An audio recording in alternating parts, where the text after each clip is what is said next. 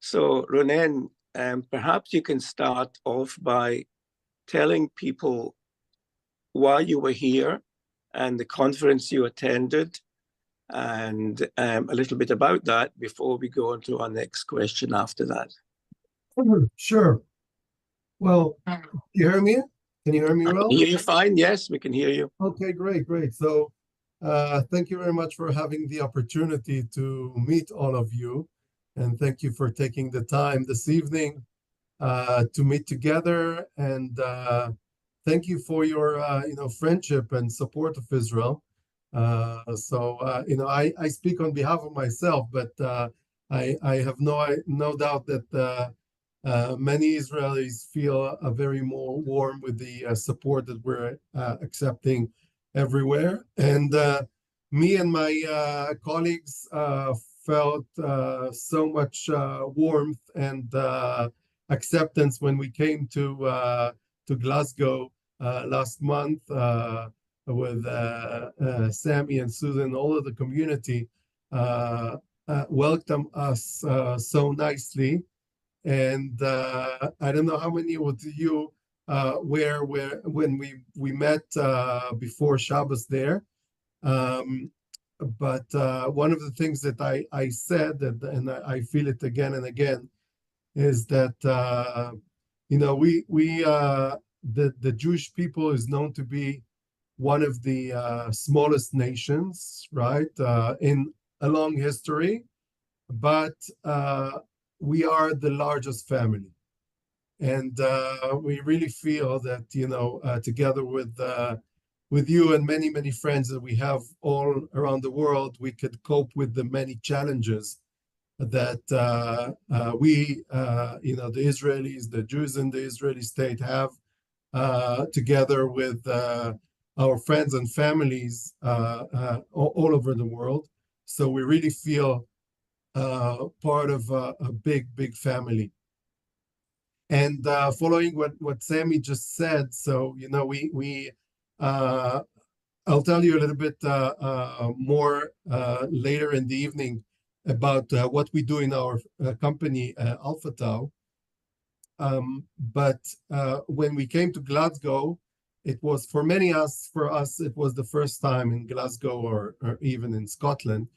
And by coincidence, in our company, many of my colleagues, especially in the management, are Orthodox, and we keep kosher, we keep Shabbos, and we're traveling a lot abroad, and to keep the same level of Jewish traditions wherever you go, it's always a challenge.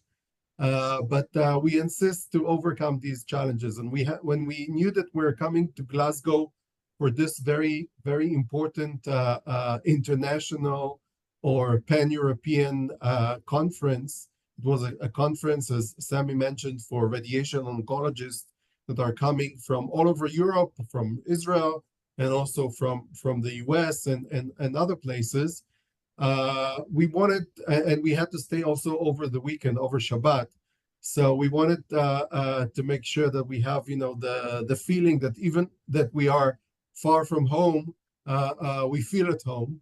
And definitely your community gave us the feeling and helped us to feel at home. So, it started from getting enough kosher food.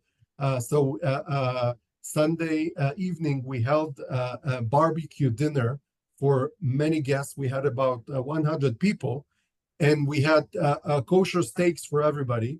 And this we brought about, I think it was a 5-hour or 4-hour drive from Manchester. And we kosher our place. And with the help of the community, we were able to store everything. And we brought all the stuff that we had there in the community place in the synagogue. And that was really, phenomenal. Like people that we haven't met ever before, that were welcoming, our needs and helping us to have such an amazing experience through our time in Glasgow, through our weekend there. And then we had a wonderful Shabbat with the community.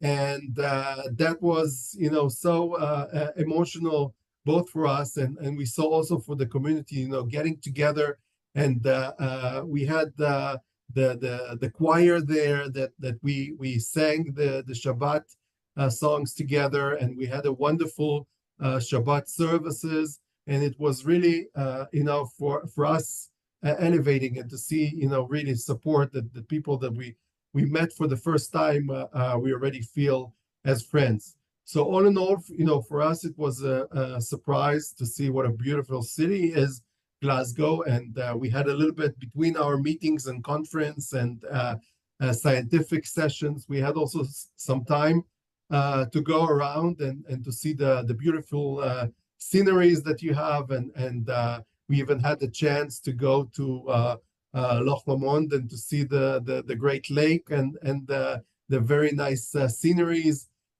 We had an opportunity to taste one of your finest whiskeys. And by the way, I don't know if you even know, a friend of mine just sent me this week that the Loch Lomond whiskey was rated #1 in the Forbes magazine as the best whiskey in the world. So and I just got one in the airport on my way back. So I can say it's really wonderful. So all this together was for us a wonderful experience. And it comes in very challenging times. And when you see my presentation that I'll put on soon, you see that and I heard just the small talks before we actually started talking about many of you have connections in Israel, many of you have friends and family in Israel, and I assume that they are very connected to what's going on here. We have very challenging times, obviously, since 48, but especially this year, it's very challenging. And us as Israelis, when we are all, part of serving the nation. I myself have a son in the Golani Brigade. He's an officer in the infantry, and actually in the unit which suffered the most in October 7th, Brigade 13 of Golani, which many of his colleagues, his soldiers that he trained, unfortunately, were killed on that very terrible day. And when we're looking at this young generation, and this really brings us a big hope that and also explanation how our people survived all the Jewish history. You see the strengths of the young population. It's really amazing. And they put aside all their personal needs, their personal career, they stop everything, and they go to defend us, to defend their parents, to defend their families, to defend our nation. And this is, I can tell you, the strongest thing that we have, the strongest asset, is this young and powerful generation, which I'm sure will be able to lead our nation for the days to come. Thank you, Ronen. I just wanted to mention to people that when you came to Glasgow and you talked about attending synagogue on Shabbos, people will not know that you went to Garnet Hill, because there are now only two Orthodox synagogues left in Glasgow. There is one in the south side, which is called Giffnock and Newton Mearn Synagogue. But of course, you were staying in the city center when you were here. So you visited Garnet Hill Synagogue, and perhaps you can just say a little bit about your impressions of the synagogue and the buildings and the congregation that you met. Yes. So as I said already, the welcoming was so surprising. Again, people that we never knew before, and now we are friends, and we were welcomed. And I said we had many logistic challenges to be able to put our stay together, and the congregation and the community gave us a lot of support, including a storage place and place where to put all our deliveries and all our food. And which was a challenge till we got there. And then during our stay, The services over the Shabbat were phenomenal. We have the great Kiddush together on Saturday night and then on Shabbat morning. And the feeling was so welcoming. It was great. And, looking at the building, I must tell you, really shocked. Like I had been maybe in hundreds of synagogues around the world. And I live in Jerusalem. As you know, probably in Jerusalem has the number one number of congregations in the world. We have very few synagogues as beautiful as your community have, and as preserved. And I feel it. I live in a new neighborhood, which is called Har Choma. It's next to Rachel's tomb, next to Kever Rachel, and it's on the southern eastern edge of Jerusalem. It's on the boundary of Jerusalem, the city, and the Judea desert. So from my balcony, I see the Herodian, which is King Herod's palace, his summer palace. And that's my view from my balcony. And I can tell you that in our neighborhood, we have a lot of Orthodox people. And unfortunately, construction takes a lot of time, especially of public places. And it took us about 10 years to build build shul. Till there, we stayed in kindergartens, in community centers. We didn't have really a built shul. And I was fortunate that my wife is very talented. She did all the artwork of the shul. But if I compare it to the synagogue that you have on Hill Street, it's an amazing building, and the way that you preserve it is really amazing. It was I think I told Sammy and others that it seems like it was built just yesterday and opened just yesterday, and to see how everything is kept there to its original, and it's really inspires the services and the prayers that we had there together for the sake of the Jewish people, for the sake of the state of Israel, for the sake of the soldiers. It was really an amazing experience for us. Just to not everybody might know this, but Garnet Hill, which has been a synagogue for over 100 years, now has a Jewish archives in the building, and it also has a Jewish heritage center. And I would encourage everybody that's on the Zoom tonight, if they've never been to Garnet Hill, to plan a visit there. And there are days when the synagogue is open, but if any of you are stuck and you want to go any other time, if you get in touch with me at our email address, I promise I will help you get in to see the synagogue and the archives and so on. So just keep that in mind.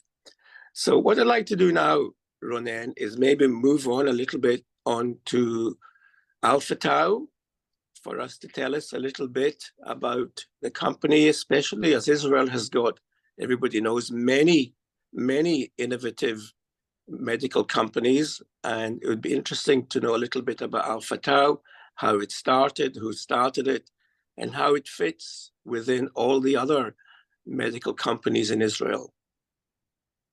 Yes, of course. I would love to. So first, I will try to see if I have luck on sharing my screen. Just a second.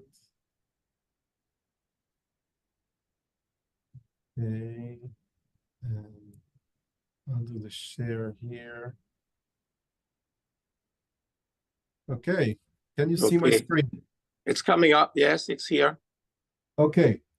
So again, I'm Ronen Segal. I'm the Chief Technology Officer of Alpha Tau, and our main achievement at Alpha Tau is that we are trying to turn the fighting of cancer to first time use what's called alpha particles, and this is probably sums what we're trying to do, is that we're using the deadliest of all means for the most novel cause, which is treatment with alpha particles for use of treatment of solid tumors of different kinds of cancer diseases.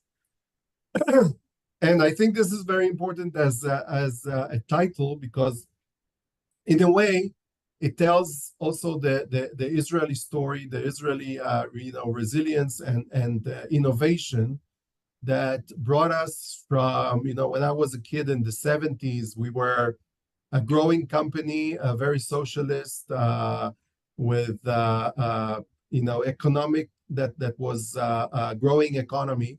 And today, as you probably know, Israel is one of the strongest economies in the Western world. And I think one of the stories of it is, in a nutshell, is being able to take things that are in one fashion could be very deadliest, but to bring hope to the world and to use them for a novel cause. And especially today that we see many of the unfortunate views against Israel, I think that highlighting what we're doing really in this cause could shed a lot of light of what Israel and Israelis and the Jewish minds could bring to the world. I'll give you just another example. I last week I had in our company a delegation of district attorneys from the U.S.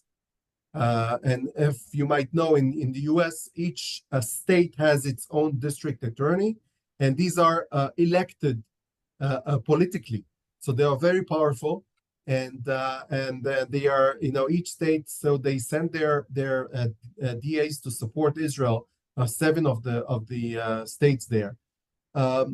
Most of them were not Jewish. Were just Israel supporters, and it was amazing to see how they took home and already connected with us, telling the story of how Israel could definitely support the world. But when in every scientific presentation I have, this is the first slide that I show. This is actually our employees that on 7th of October left their scientific bench, their offices, their computer screens, and went as reserves to defend the state of Israel. After October 7th, in our company, we're a young company, we have about 100 employees working mostly in development and research. And about 30% of our manpower was drafted into the army. But still, we were able to continue to do our development, our research, and we went and we visited in the army camps, each one of our employees. We brought them those special bags with some treats. And this is what we are so proud of. And also proud of many friends that we have, as you can see here in the pictures on the top. So we have friends around the world that are supporting Israel and are taking part in demonstrations for Israel. This one here on the left side, if you see my cursor, is in Boston, Massachusetts. On the left-hand side, that's a surgeon in Montreal in Canada who arranged himself a support demonstration to Israel. And I will add to what we just mentioned before, is that I was very touched of what Susan and Sammy told me about the gathering that you have in the center of Glasgow every Saturday, where you go and already for many years you show your support to Israel. So this is really gives us a lot of encouragement to do what we do the best. That's great. But what I'd like to do is maybe, first of all, it's quite interesting, the name of the company. People won't know what Tau stands for, but I know because you told me, but people will look at the Alpha Tau name and the two words, including Alpha and Tau, and where they came from. I think that's a very interesting story in itself, Ronen. Yes, so Alpha Tau is Alpha, as I said, we are using the alpha particle, as you can see here, the big particle here, who supposedly is hitting the DNA of the cancer cell, and this is how we treat the cancer. And the Tau is actually stands for Tel Aviv University. So this technology was developed by two professors in Tel Aviv University, started from the physics department by a well-known professor named Itzhak Kelzon. And he's one of the top nuclear physicists in Israel. And he came with this idea that we could, first time in the history of medicine, could use alpha particles for the treatment of solid tumors. And I'll just show you a few slides to understand, first of all, the challenge that we have. So it's very good to know first the numbers. We're talking about, unfortunately, so many cases around the world. And even though that we know that there are many new treatments for many diseases, and there is a lot of advancements like in cardiovascular, like heart problems and so on, that there's a decrease in number of people who suffer or die from it. In cancer, unfortunately, it's still the opposite, and there's a great enhancement of number of cases every year. And the research shows that it is expected to grow about 50% in 2 decades. By 2030, we're going to have 21 million new cases around the world. And this goes obviously with the casualties because of cancer, which is growing every year. So it's, even though that we have new medicines, we have new therapies, but still it's a big challenge. And also it's a huge economical burden, because as you might know, the cancer treatments are the most expensive treatments, and it's a huge economic burden on the economies around the world. So I'll skip this, but I'll show you that our main focus in the company is actually in treatment of 3 pillars, we call it. Our first approach is to treat patients that were suffering from cancer, but they were able to get treatment, either surgery or classical radiation therapy or chemotherapy or other means of treatment, and they overcame it. But unfortunately, many of them had recurrent of their cancer. And then those treatments would not work again. So with our type of treatment, we can treat those patients that stop a treatment. And then in the next pillar, we have those that is an unmet need, types of cancer which have no standard treatment, like pancreatic cancer, like brain cancer. And we are starting to treat these patients very successfully with a type of treatment that doesn't also harm the other parts of the body, which is also a very important element. And the third pillar is also going after metastatic, where that the problem with the cancer is that it starts with a primary tumor, but then it spreads to other parts of the body. And unfortunately, it's very hard to treat this phase. And this is another phase that we're trying to treat. And in order to achieve that, we need to, in the field of medical technology, you need to prove that it is safe and it's also effective for the treatment that you want. So for each type of cancer, which is considered a different type of disease, we need to do a full-blown clinical study. So we have a lot of collaborators around the world, and this was one of the reasons that we came also to the conference in Glasgow, to meet many collaborators around the world. In the UK, we have a very strong collaboration with Cambridge University, with one of the prominent professors there for women's health cancer diseases.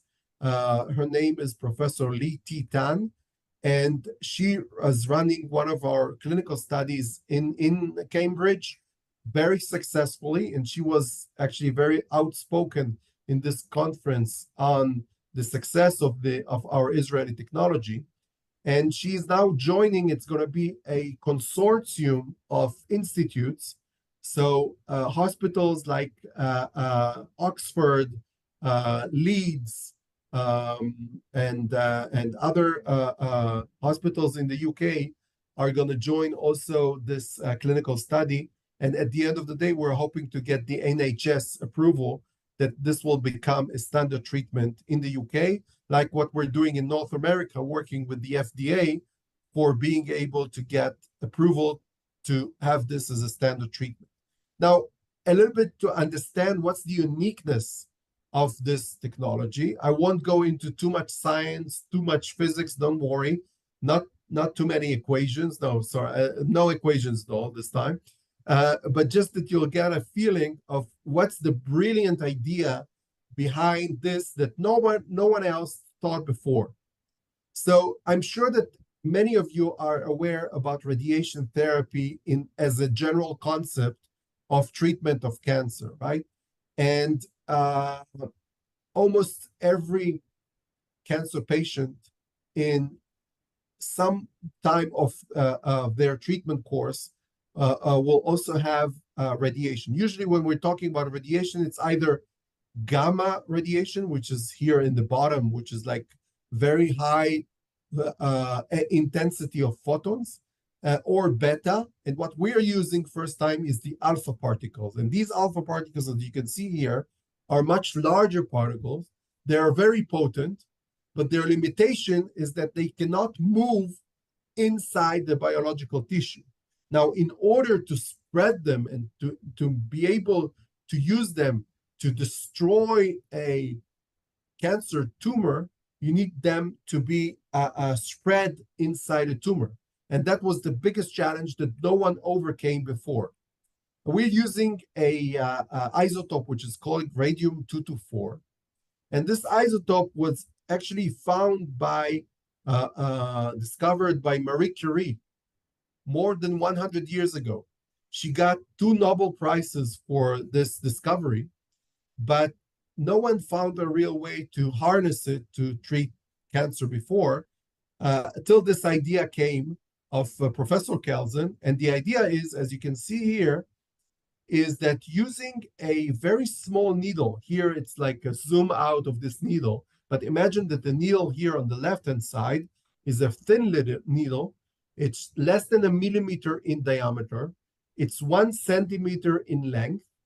And the surface of this needle, which is made of a metal, is coated by radium-224. And this radium now is becoming an alpha emitter. It's like a cluster bomb. We put it inside the tumor, and then it starts spreading the alpha particles around the tumor. And here I can show you an illustration, if that will work, on how it works. Can you see this illustration? Yes. Okay. And here you see this is an example of a tumor. And we're placing the needle inside the tumor. And this starts to do its magic inside the tumor, killing the tumor cells and sparing the healthy tissues around the tumor.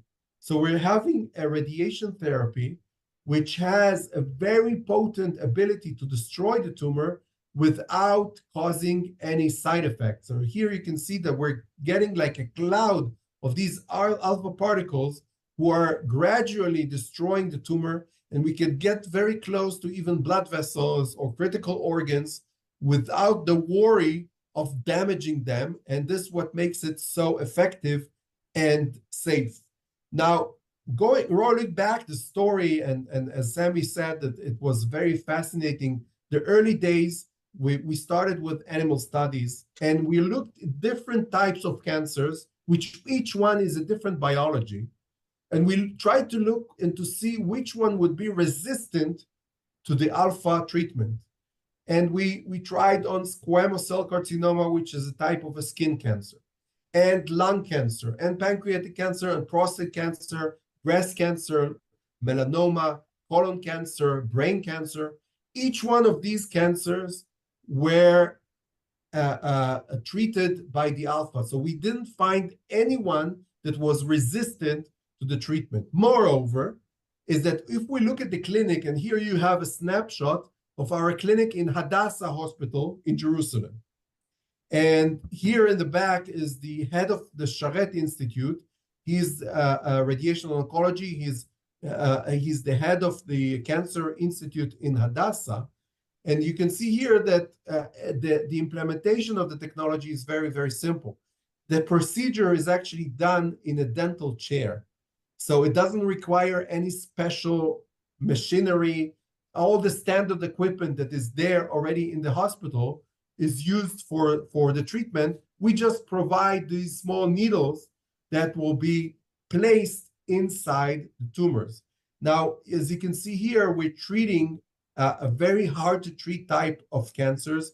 Some that could be in oral cavity, some could be over the skin, some could be also in internal organs. And they stay there for 2 weeks. And after 2 weeks, we bring the patient back to the clinic and we take it out. I'll just show you one example. So this is a 80-year-old patient who had a skin cancer on his ear. And he already got treated with radiation before. And the cancer came back after 2 years. So you can see here on his ear, he had the cancer coming back again. And the only option was, unfortunately, to take off the ear because they couldn't irradiate it again because the radiation would cause necrosis in the ear. We implanted our needles, as you can see here, under the skin. Okay, and even though it looks a little bit harsh, but remember, we're doing this with local anesthesia. It doesn't require any hospitalization. And after 2 weeks, he was released. And today, even today, after many years, he's already healthy and has no cancer. So that was just to give you an idea of how powerful this technology is. And we published our data in a clinical journal, which showed that more than 80% of our patients had complete response to the treatment, which is considered to be very, very effective in the field of oncology. We had also a very interesting case. That was a lady that she had tumors on both of her legs. And she came to our clinic to treat the first leg. First, we treated the right-hand side. And then we said that we'll treat the other one only when she comes for follow-up. And we were amazed that when she came for follow-up, the other tumors, the cancer was vanished, was gone without even a treatment. And then we found an amazing effect that the treatment of the local tumor on the right-hand side actually caused a systemic effect, meaning that we actually were able to activate the immune system of the body, and then the body itself was able to kill the rest of the cancer, which was on the other part of the body. And this brings a huge hope to be able to treat also very hard to treat types of cancer, which are already spread along the body. And I think I'll skip this, but just to show you some ideas. So this is an example of a high-profile study that we have in McGill University in Montreal. And this is done together with one of our collaborators there, Dr. Corey Miller, who is a gastroenterologist. And here we are able to reach into the pancreas, which, as you can see here on the left-hand side, is very deep inside the body of the patient without a surgery. We're just using an off-the-shelf endoscope, which is attached to an ultrasound imaging. And this endoscope is navigated all the way to the pancreas and to the tumor inside the pancreas. And we are able to place our darts, our radiation sources inside the tumor. And I can tell you that patients that are getting this treatment, again, for this deadly pancreatic cancer, they come, they get local anesthesia. After an hour, they get up and they go home and they just come for follow-up. And this is very, very encouraging. Again, I would say one caveat is that this is still investigational. We still need to go through a long pathway of regulation and scientific validation, but the first signs are very, very promising. So I'll skip this. This is another example for how we are able to penetrate into the brain and to place these seeds inside tumors that are even in the brain of patients without a full surgery, just doing a small needle, the same way that people are using for biopsy, for placing these around the world. Now, one of the biggest challenges that we have is a logistic challenge. Our factory, and I invite each one of you, when you're around in Jerusalem, we opened a huge development center, which is 10 minutes from the old city. And here we are able to ship our radioactive materials to any hospital around the world. We have hospitals, obviously, in Israel. We have in Europe. We have in the US. It could be in New York, in Los Angeles. We have also in Tokyo. And we're shipping everything today from Jerusalem. And one of the biggest challenges is that the half-life is very short for this radioisotope, which means that once we charge it in our facility, after 3.5 days, already half of the activity is washed out. So we need to have a very tight logistic chain to be able to deliver it on time to the clinic to be able to treat the patients. So we went through also very rigorous procedures to be able to send and to ship our treatments in standard shipment. So it could go in any FedEx or DHL or any cargo or even civilian flight. We ship our treatments all over the world. But at the end of the day, there is a matter of capacity. So for that, we started opening more manufacturing facilities around the world.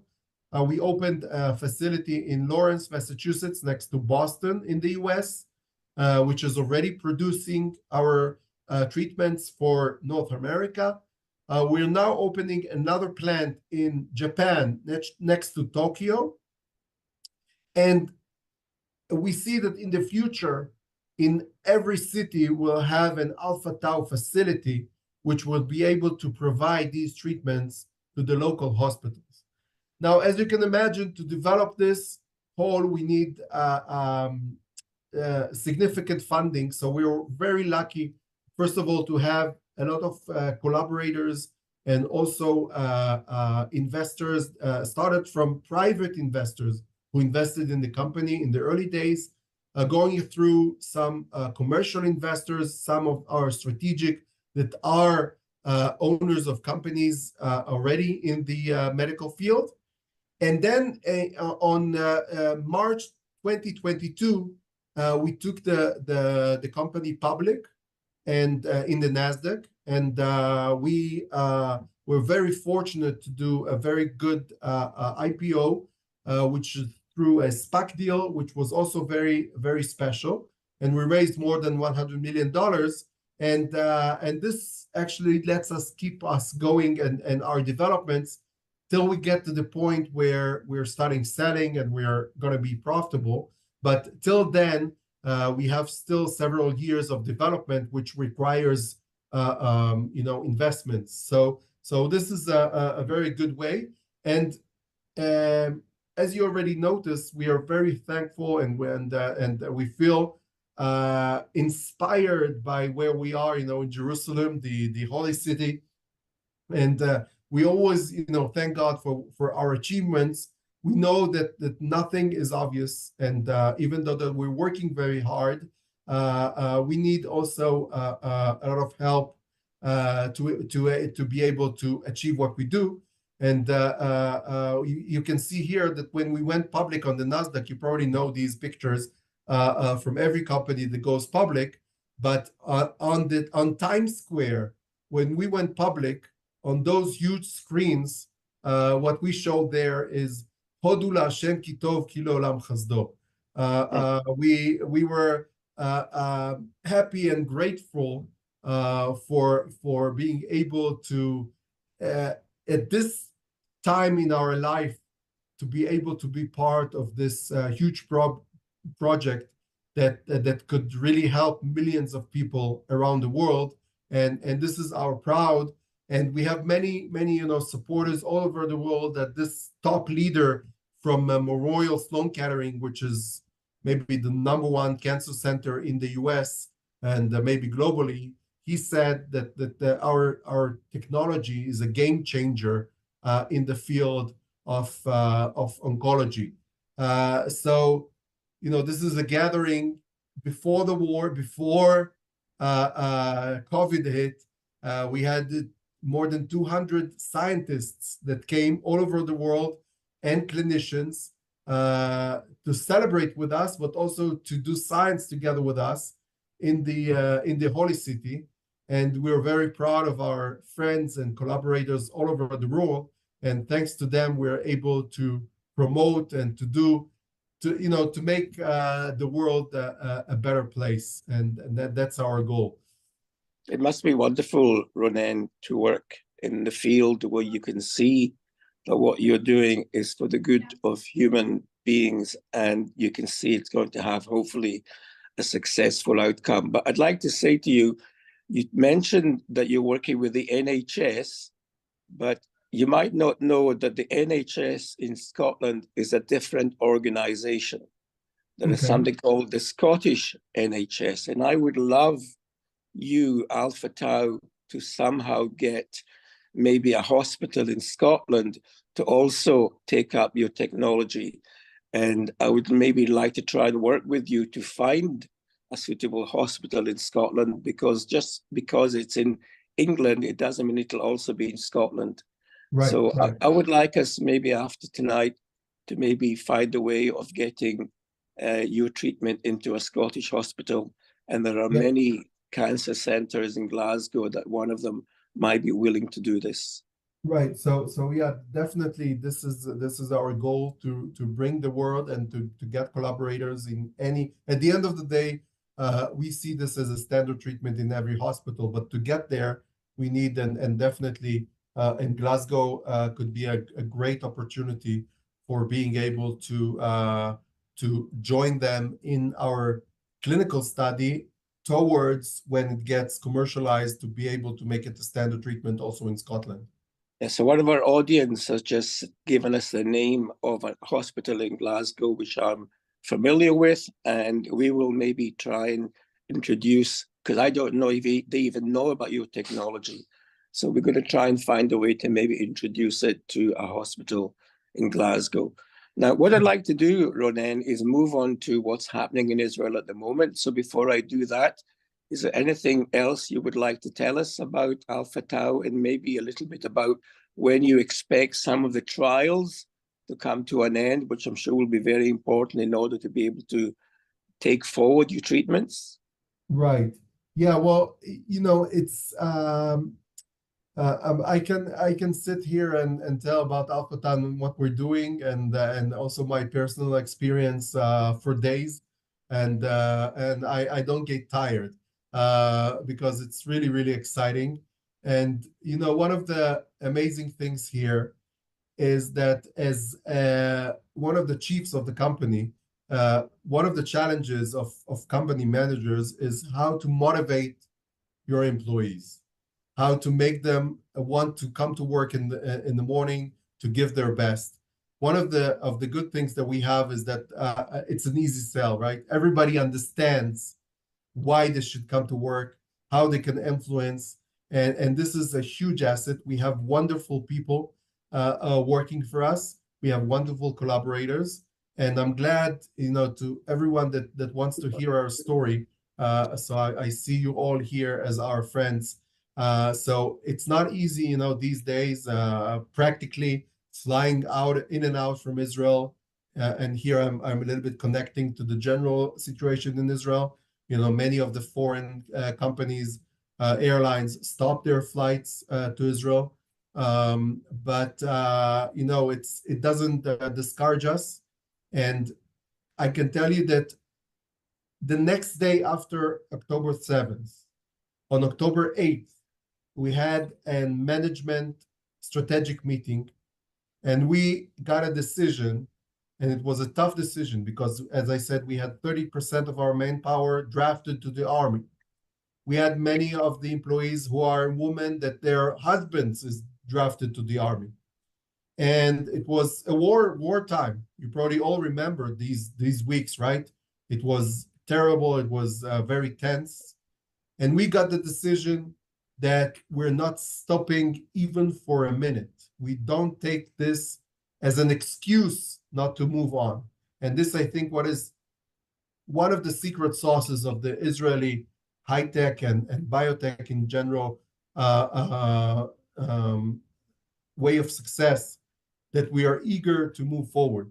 And we were asked, and we had emails and phone calls from colleagues, and they said, okay, we'll call you after the war ends, and we'll continue our collaboration then. And we said, no, you want to help us? Continue, do whatever you do more. And everyone did more to make sure that we're not delaying anything in our plans. So to your question, we are expecting our first what's called a pivotal study, which would lead to our first FDA approval in the US for skin cancer at the end of next year, sorry. And this is usually dependent on the rate of recruitment of patients. So for this reason, no doubt that any new hospital that we could join forces with and could recruit their patients for our study would help us expedite the process of making it available for all the patients.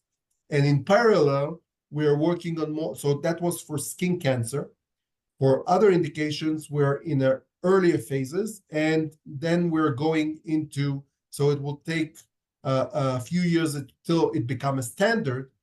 But practically, I can say that every patient that is contacting us that has an issue that we believe that we could try to treat. Again, I'm saying it cautiously because it's not approved yet, but it's a clinical study and it's a research. But whoever we could enroll in our studies, we're doing it, and it's free of charge.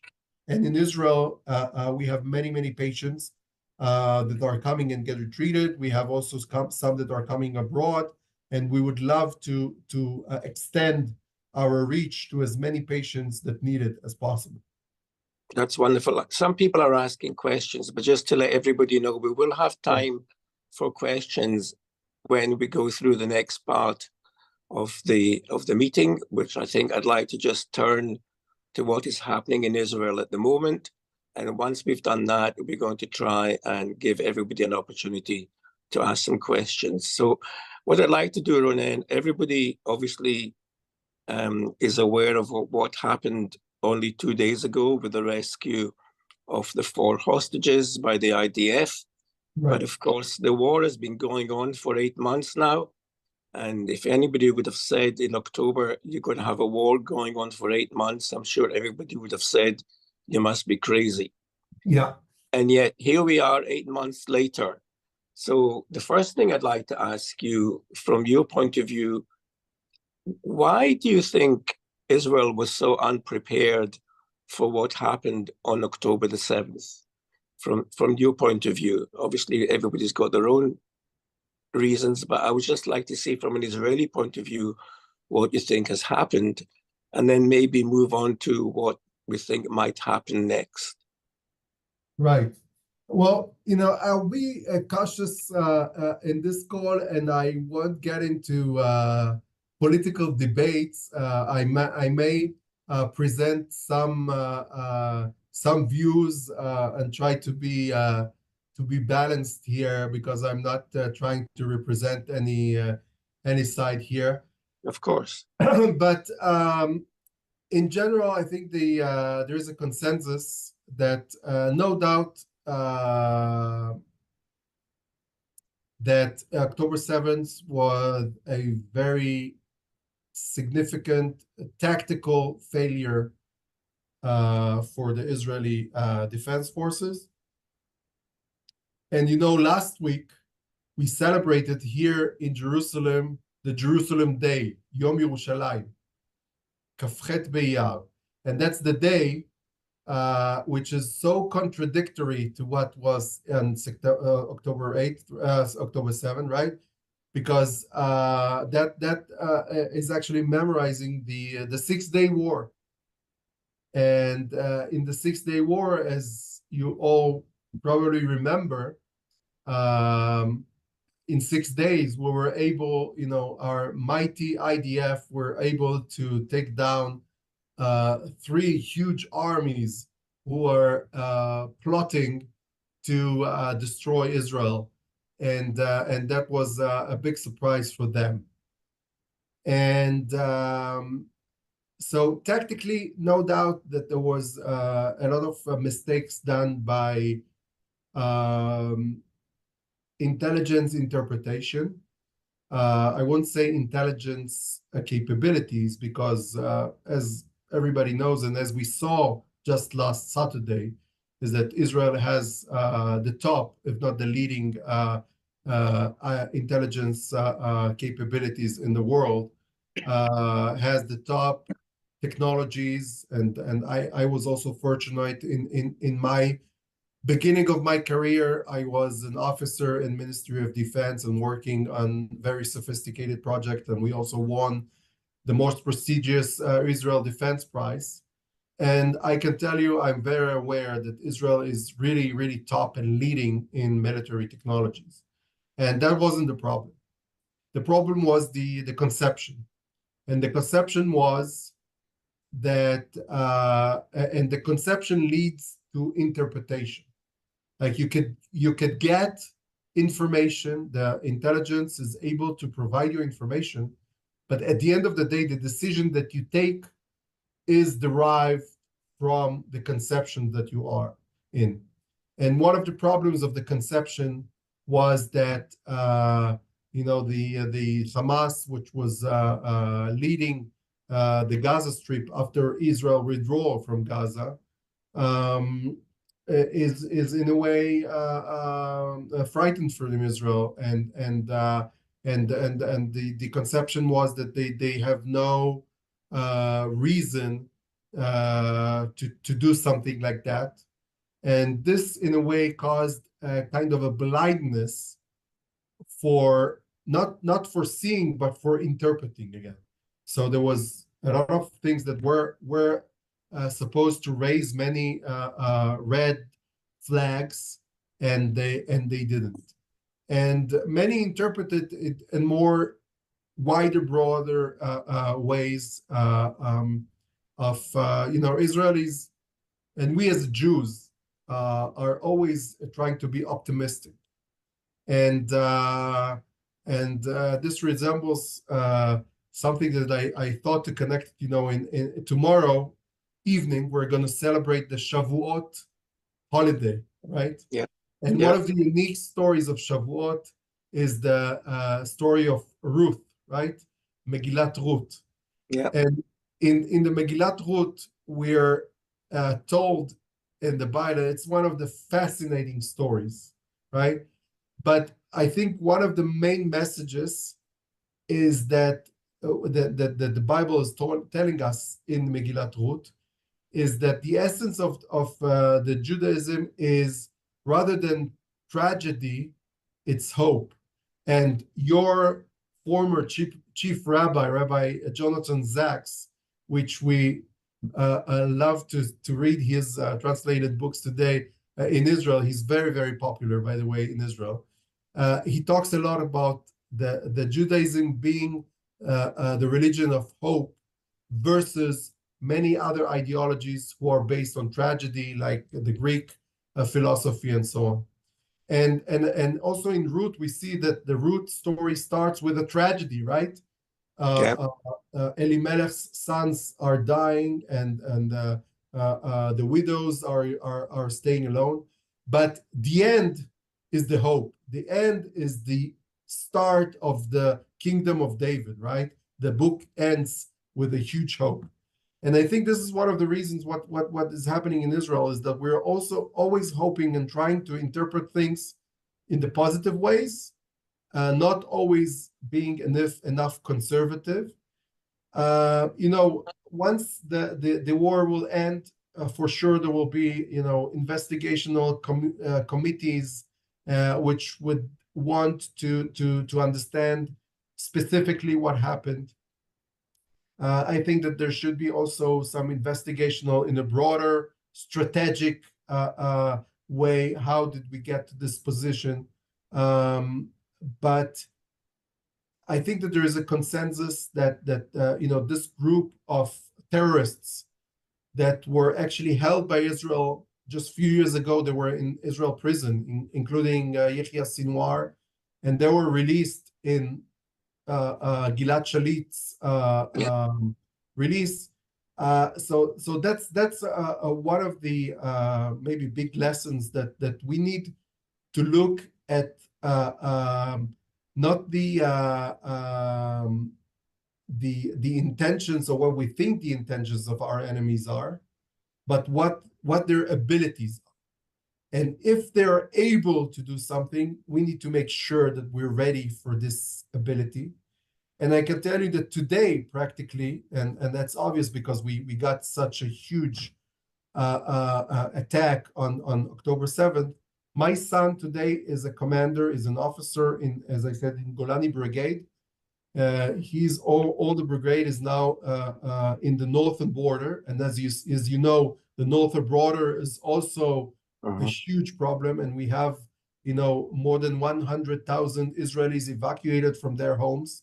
The Hezbollah, which in many ways is even worse than the Hamas, is bombarding these villages and towns and Kiryat Shmona every day as we're talking. And my son and his soldiers are there now instead of the civilians, and they're getting these rockets every day. And we pray, every day that we get up and there's no bad news. It's a miracle for us. But one thing, that was learned is that, for an instance, there's no weekends. They don't go home back on weekend, because one of the lessons was that if there is a surprise attack, it probably will happen on a holiday or on a weekend when they think that we're not, in alert. I think that we definitely will learn the lesson. But I think on the positive side, and again, to be, as I said, the ideology of hope, is that the strengths that we saw, which was also very contradictory to what was happening in the past year before October 7th, and I'm sure that you're aware about all the movements, all the demonstrations, all the tearing that was in the Israeli society between, and actually clashes between opinions became physical clashes. This really, at least in the first weeks, went away, and it was replaced with feeling of unity, with enormous efforts of people helping each other, helping the soldiers. People went out of their way, stopped their jobs just to see what we could provide. I can tell till today, again, my son with his unit, every weekend they get a special delivery from civilians of food, of supplies, of everything. So that's really amazing. And we learned that even though that we were very skeptic about the young generation, and I see here that many of the people are probably have young generations in their family, and we look at the young generation and we think, oh, they think only about themselves. They always are busy with their smartphones and their businesses and everything. And when it comes to something for others, they would not be there. And we were surprised that when we needed their efforts, when we needed to give for them to give their lives, they stood up, and the amount of energy of thinking of others was really something very refreshing. You know, Ronen, you mentioned hostages, and many people might not know that the Shalit deal, Israel released over 1,000 Palestinians to get one soldier back. And here Correct. we are at the moment with, who knows, 100 or so hostages still being held. And there is potentially a conflict between trying to finish the war and trying to release the hostages at the same time. And that's a very serious dilemma for the government, how to do that. And how do you see that progressing? Because I think that there's a difficulty in trying to be able to succeed in those two things at the same time.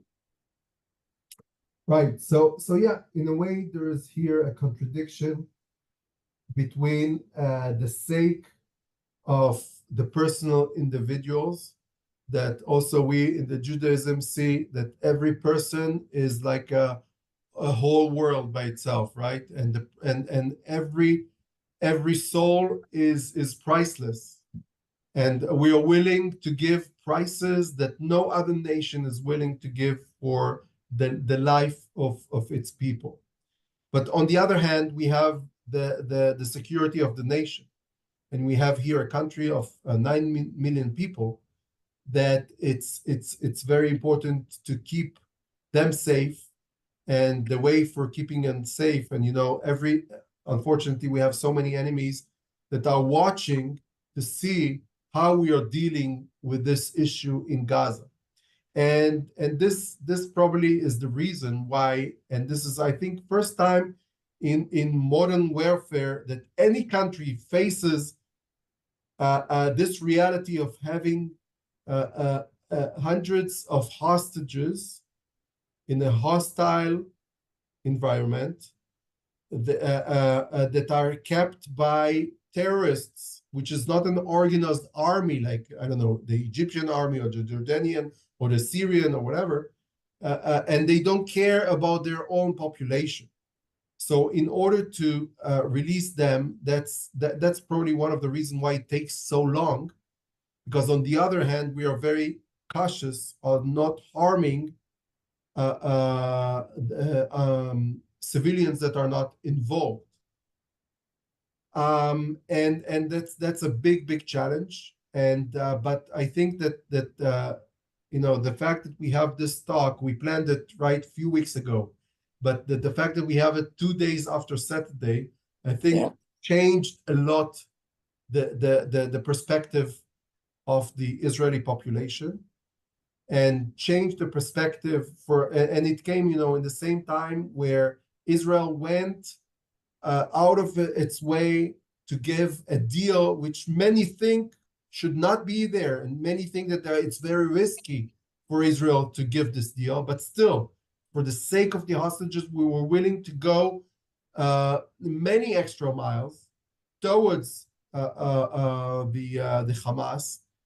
But realistically, because there is no real equation here, because the Hamas doesn't really care about the civilians, they don't care, and on the contrary, as many more casualties as they have, they know that Israel gets more fired back on that. It's for them, it's a game, and so that's not a game with rational rules. So I believe that at the end of the day, Hamas would not have any intention for doing any deal. Rather, if it will think or believe that it really gets to an end point where their personal lives is going to be jeopardized. And I believe that a deal, something like what was with the PLO, if you remember, in Lebanon, where there was a deal, okay, you leave along Lebanon, you go out, we spare your life, we won't kill you, but go away from here. And I believe that probably this is the only way out, rather than doing more operations than what we saw on Saturday. And by the way, whoever saw the details, and not all the details were disclosed, but That's an amazing operation that it's going to be learned in any military school around the world, what was done on this Saturday.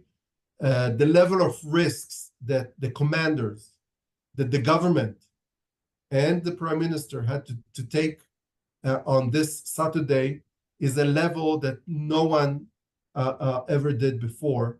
Maybe one resembling was the Antibi operation, where Rabin decided to release the hostages for Uganda, but I think it was even less riskier. Here we're talking about releasing these hostages that were embedded. You saw probably the pictures inside the civilian population, inside hundreds of terrorists. And I was shocked by the correspondent yesterday. I saw on the BBC, sorry, interviewing Yes. one of the Israelis, and she was asking, couldn't you give an early alert? Early warning. Yeah. Crazy. Come on. Crazy. No, crazy. These people are crazy. Listen, I know there are people waiting to ask questions, so I'm only going to ask you one more thing, Ronen, before we open it up.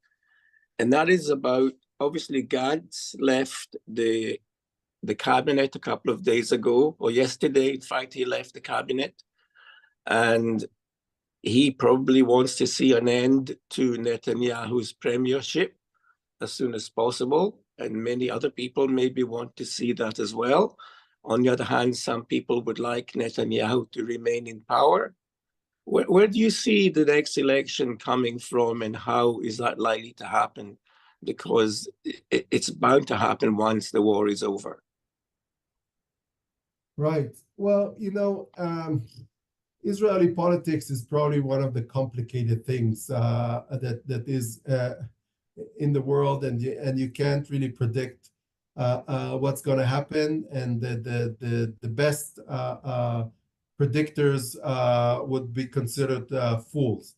There are many political forces in Israel, and there is a lot of pressure that was put on Gantz, and I think Gantz has a lot of credit from being the head of the IDF for many years. He actually gave his life for the service of the Israeli people, and at the end of the day, I think that also history proved that there is no one is perfect. Okay, no one is perfect, and everybody potentially has a replacement. But I think that there is a growing consensus in Israel that needs to give support to whoever is in power today to finish the job, to get it done, to bring the security back to Israel, and that will take time. And especially operations like on Saturday, I think gives the Israeli government a lot of credibility. Now, as you might know, this move of Gantz and his party was already planned before Saturday, and for some reason they just delayed it. They decided not to cancel it. I believe that there are other forces that will join the government because Israel today doesn't have the luxury for internal fights, because we see what is really our real threats outside. Unfortunately, many of the demonstration movements, which again, I have many friends that are demonstrating against the government, and I think that they come from many times from good places. But unfortunately, many of these movements are also supported by funding who's coming out of the country, which is not necessarily meets the interest of the Israeli people. But I think that at the end of the day, as what happened with any of the wars that we had before, the Israeli society will come stronger. more resilient, and the new generation who, in one day grew up in a century and become, show their strength, would be able to lead Israel for a much brighter future. That's a very optimistic note on which for me to finish asking you questions. Ronen, I'd like to thank you very much for all your answers. And what I'd like to do now is let some people in the audience ask questions. So if Edward and I can keep an eye open for people who either want to raise their hand. Is that you, Dave, wanting to ask a question? So let's give Dave a go first. We need to unmute Dave. Edward, can you unmute Dave to give him an opportunity to ask the question?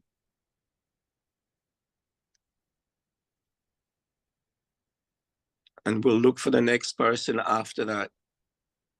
Okay. We can't hear you yet, Dave. Hang on a minute. Hold on. See, we're lucky to have so many people on the Zoom today that Edward can't find Dave to unmute him. Yes. In the list. Okay, here we go. There we go. Thank you very much. Can I see Ronen again, please? Well, you'll see it. He'll see you. Don't worry about that. That's Just fine ask the then. question. Okay. I'm here. I said that was the most fantastic presentation, and the advancements in technology now are just amazing. And for you guys to be at the forefront, it's just testament to everything that Israel stands for. My question is, I appreciate that. no, it's phenomenal. Also, it was wonderful to see dental equipment being used in a different way. He doesn't know you're an ex-dentist. He doesn't need to know. Anyway, yes, our main you're question right. is, I'm You sure all of recognize us, the dental equipment there. And I can tell you that many of our applications, as you might know, is also for oral cavity type of issues, which is very problematic to treat, as you probably know also. yeah, great news. Anyway, I'm sure most of us know people who are suffering with cancers of various sorts. And I'm aware of one person in particular and wondered how to get referral to your services. Right. So as I said, currently we are in the phase of clinical studies. So any treatment that we're providing is part of a clinical study. And the way to refer them is you could feel free and you could Sammy, you could feel free to send my contact info. So we could you could refer anyone that you think that might benefit from our technology, and we could see where we could let them have an opportunity or an access. So as I said, currently we have an active study in Cambridge in the UK, but in the near future, I foresee that we'll have more and more sites, and as Sammy mentioned, we might also discuss with colleagues in Glasgow. So it usually takes a little bit of time, to ramp up a new site, but also, coming to Israel is also an option, depending on the patient's situation. So we would love to see how we could help.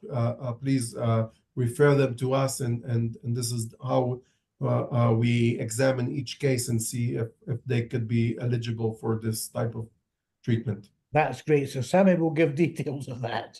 Yes. I'll let you know, Dave. I'll be back That's to you. great. Thank you very much. Okay. Looking for the next question, please, from anybody. I've only got my phone working. So Katrina's got her hand up. Katrina, and then, okay, Katrina, and then Charlie Dehan could be after that, if we don't mind. Hi, Ronen, thank you very much. That was an excellent talk. I'm actually a head and neck surgeon based in Glasgow with a subspecialty of head and neck cancer and thyroid cancer. So I find this work fascinating, and I've actually collaborated a lot with another surgeon from Israel based in Tel Aviv. So this is very interesting to me. I've got some technical questions for you.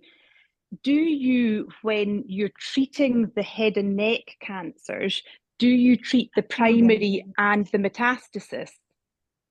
So say, for example, it's a cancer within the throat and it's metastasized to the neck, do you treat both the primary site and the metastasis, or do you only treat recurrence? Back again. Right. So again, I didn't want to go into too much details, and if you like, we could follow up and have additional discussion for you to better understand how it works. But to your question, the main studies that we've done today was mostly on the primary or recurrent cancers. Oh, actually, most of them were recurrent. So you could call it the primary. But we have also, for head and neck, a study going on in Hadassah for metastatic patients, where we're combining it with immunotherapy, like Keytruda, if you're familiar with that. And unfortunately, the immunotherapy works in head and neck, as you might know, for a very small portion of the population. And what we saw that once we're combining it with treatment of one lesion, and combining it with the immunotherapy could ignite and stimulate the immunotherapy to be able to treat also the metastatic disease. So both options might be possible, again, depending on the specific case. Okay, that's very interesting. Thank you. And one final question: thyroid cancer. Have you ever looked at this in thyroid cancer? So yeah, I think it could be very, very interesting. We haven't had the case specific with thyroid. I know it's a significant challenge.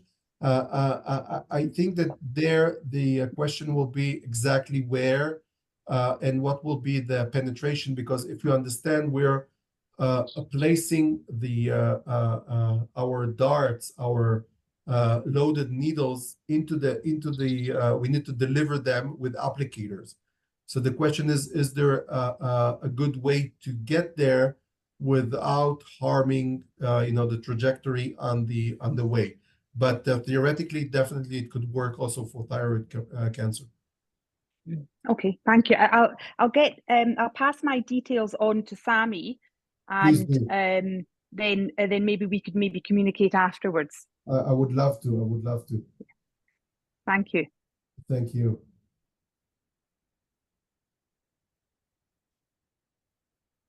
Okay. Anyone else got questions? Is that? I think that Charlie? Charles want to Charles? something. Just a moment.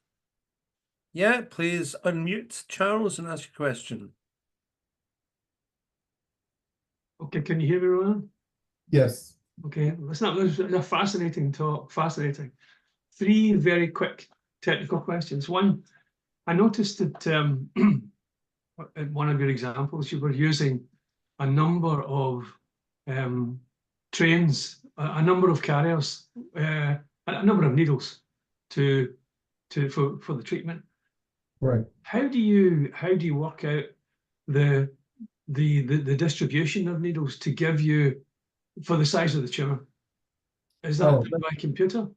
That's a great question again. So I didn't want to go into details, but the quick question for that is yes. We get the process is that once a patient is examined for eligibility for the treatment, we get his imaging of the tumor. It could be either a CT scan or MRI, and we take this scanning and then we put it into so the physician would draw the boundaries of the targeted lesion, and according to the calculation of the volume that we want to destroy, we know that each element, each needle, can cover a area of a length of 1 centimeter and a diameter of 5 millimeters. So imagine it's like a cylinder of 5 millimeters in diameter and 1 centimeter in length.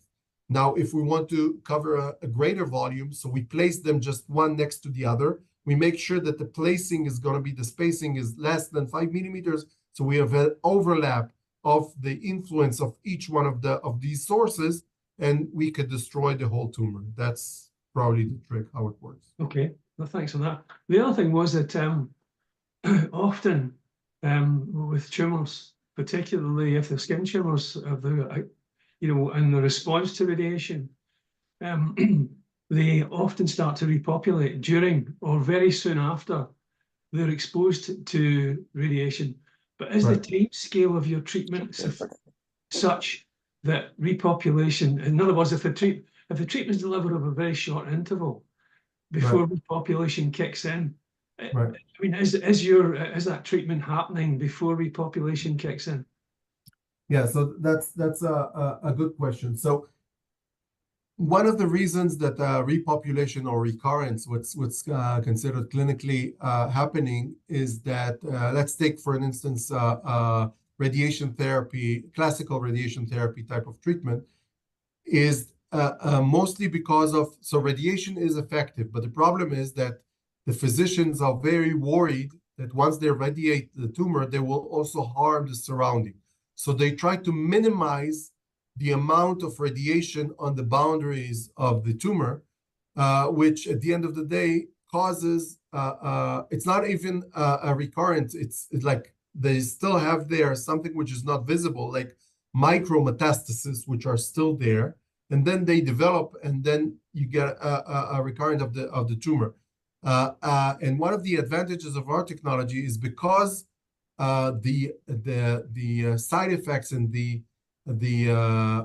collateral damage that the alpha particle is doing is so much less than regular radiation. So we're not worried about going on the boundaries and placing these seeds even beyond the healthy tissue, and this usually should prevent this kind of recurrent to happen. This is one side of the question. The other side is that the problem with recurrent is that if somebody got radiation therapy, they cannot get re-irradiated because the absorption of the tissue of radiation is already exhausted its limit.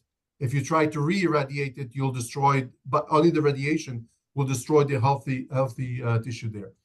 With the alpha radiation, because we're using much less particles, we have no problem to re-irradiate.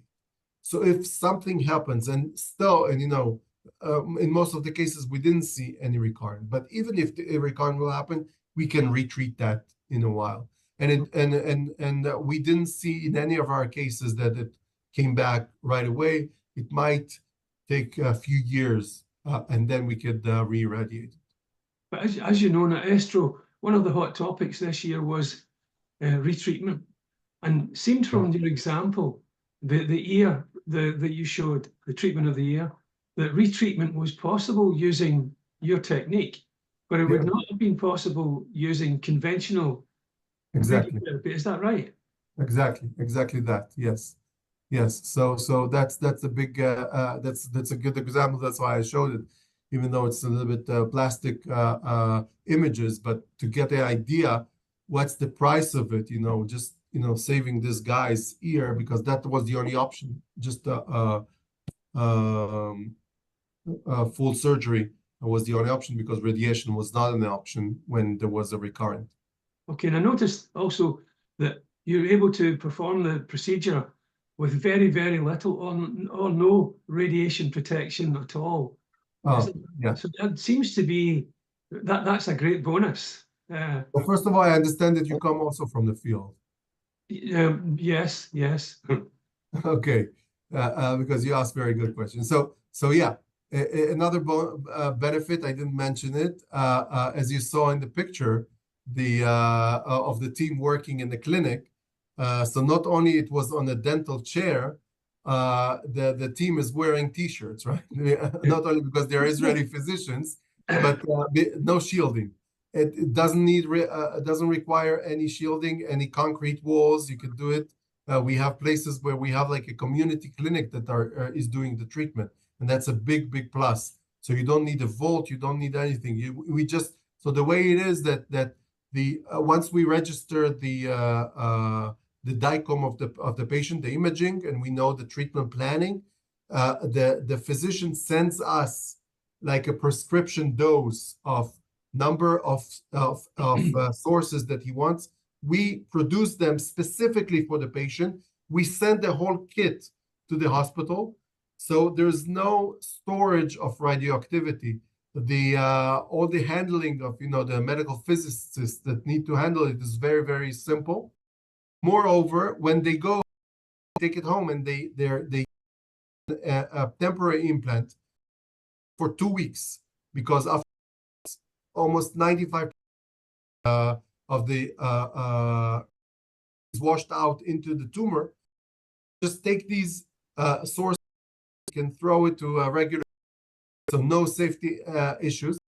At home, they don't need precautions. If you're familiar means of radiation that at home, they need to make sure they contact with other people. Because they're irradiated. It's very, very focal, a very big advantage as well. You can have an open channel over to Ronen because he'll have more questions. I would love to. I'd like to give other people a chance now. Edward, can you unmute Jean and see if she had a question?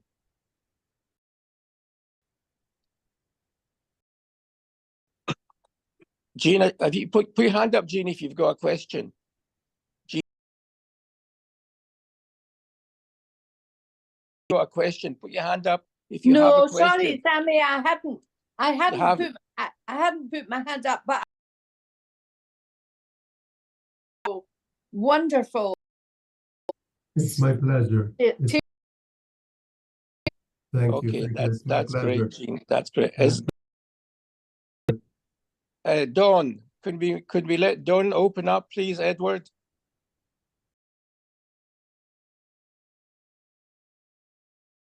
Can you unmute yourself, Dawn? Because on you go, Dawn. Hi, Ronen. Thank you. Very encouraged by what I've heard. I wasn't involved in the treatment of head and neck cancer patients, but was involved and with conventional radiotherapy, the effect on stating just in terms of causing dry mouth. And I know of people who said I should be grateful, but the after effects are so bad I wish I was dead. There is now a therapy, a treatment with after effects, and yet it's effective. It's just, it's mind-blowing to me. This is wonderful. Encouraging to hear this. Thank you. Thank you. I appreciate your words. Thank you very much. That was even better. Okay, can we have anybody else with a question for Ronen? We have got a little bit of time because he doesn't have it.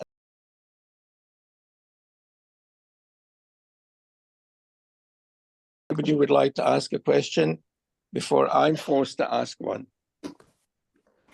Yes, John Copeland. Edward, can you let... Please unmute. Okay. There you go, John. Fine. Hello.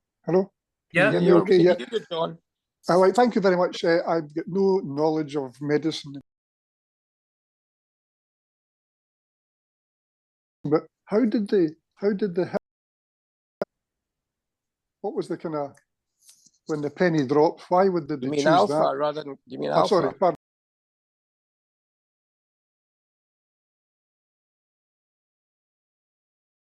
The key. Does that make sense? Yeah. So you know what? It's an amazing story by itself.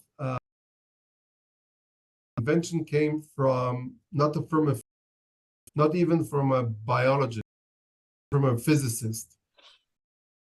About cancer, knew nothing about medicine, and he had this using the decay chain of before, and actually initial idea, and by the way, this is many of the Israeli inventions, the one corner of technological application in a totally different application.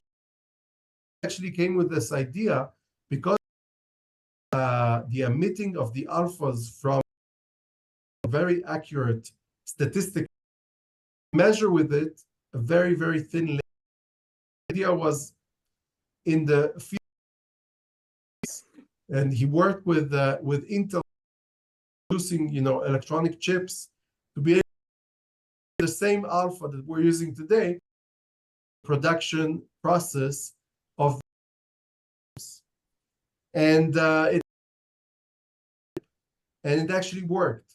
But engineers of Intel, what and regulation burden work with radioactive material, they know what, it's not for us. It's great, but it's not for us. And then he turned in the faculty in the university. He remembered that this friend told him, Nelson, maybe take your idea and do it for something. And he didn't remember what was he was bothered with the. But then when the went down, so he said maybe his idea was to. And his wife was a nurse in the Sheba hospital.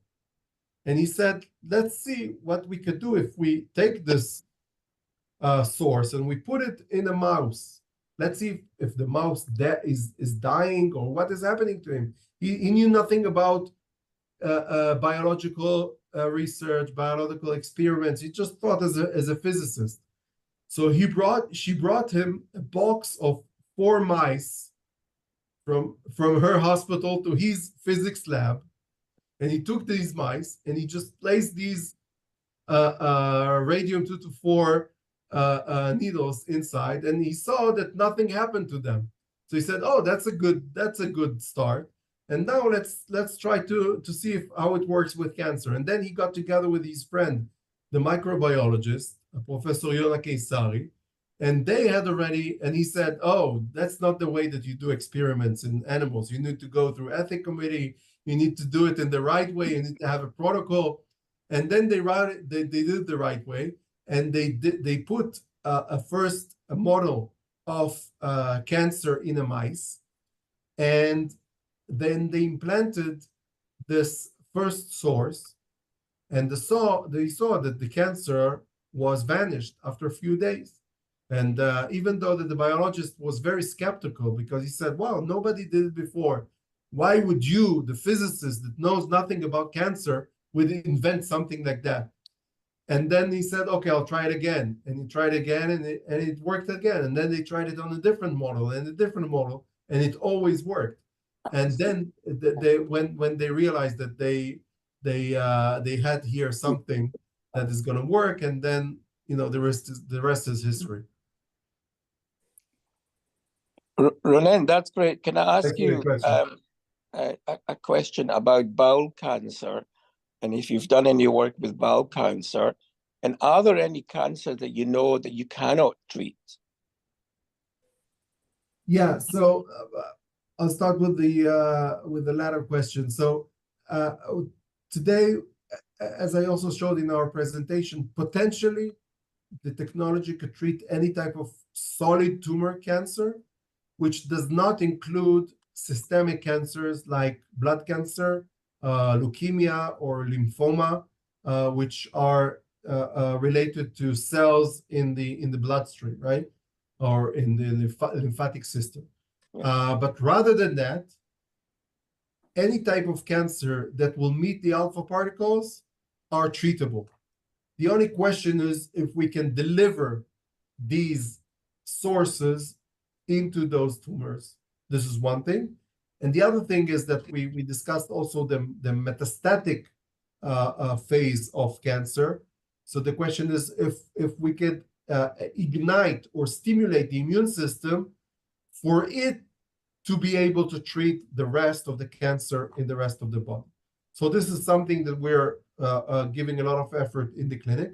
And specifically for bowel cancer, again, if the tumor is reachable buy an applicator and we could get there and we could place those seeds, there's no reason why it wouldn't work.